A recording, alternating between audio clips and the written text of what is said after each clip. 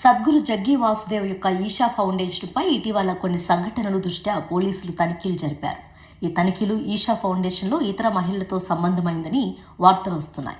Police ఫౌండేషన్లోని కొన్ని కార్యకలాపాలు మరియు ఆరోపణల విషయంగా విచారణకు దిగినట్లు సమాచారం. ఈ సంఘటన ఫౌండేషన్కు మరియు సద్గురుకు పెద్ద దెబ్బగా కనిపిస్తోంది. అయితే ఈ పరిణామాలపై ఈషా ఫౌండేషన్ లేదా సద్గురు నుంచి అధికారిక ప్రకటన వెలువడలేదు.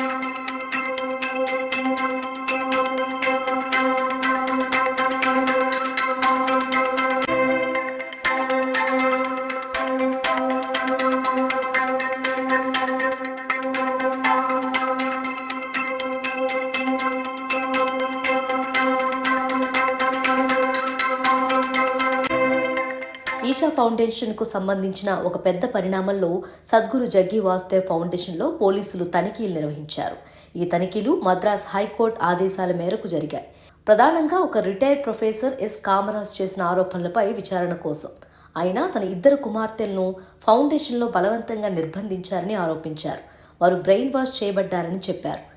ఈషా ఫౌండేషన్ మాత్రం ఈ ఆరోపణలను పూర్తిగా తిరస్కరించింది మరియు వారి నివాసం వారి స్వచ్ఛంద నిర్ణయమని పేర్కొంది. కోర్టులో మహిళలు కూడా తమకు ఎటువంటి బలవంతం లేదని స్వచ్ఛందంగా అక్కడ ఉన్నట్లు వెల్లడించారు. పోలీసులు ఫౌండేషన్లో సుమారు 150 మంది సిబ్బందితో తనిఖీలు జరిపి నివాసితులపై విచారణ జరిపారు. ఈ విషయంపై ఇంకా మద్రాస్ హైకోర్టు నివేదికలు మరియు మరింత విచారణ అవసరం. ఈషా ఫౌండేషన్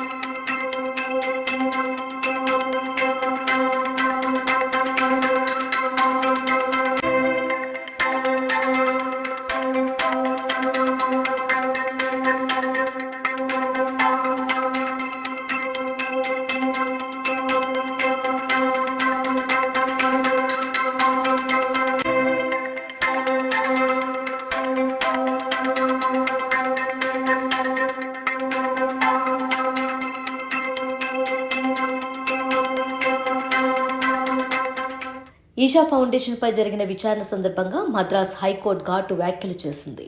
ఓ రిటైర్డ్ ప్రొఫెసర్ ఎస్ కామరాజు తన ఇద్దరు కుమార్తెలను ఈషా ఫౌండేషన్ బలవంతంగా నిర్బంధించిందని ఆరోపిస్తూ పిటిషన్ దాఖలు చేశారు. ఈ పిటిషన్ విచారణ సందర్భంగా హైకోర్టు సద్గురు తన స్వంత కూతుని వివాహం చేసి జీవితం సురక్షితంగా ఉండేలా చూసుకోవడమే కాకుండా ఇతర యువతులను ఎందుకు సన్యాస వ్రతం పాటించమని ప్రోత్సహిస్తున్నారని ప్రశ్నించింది.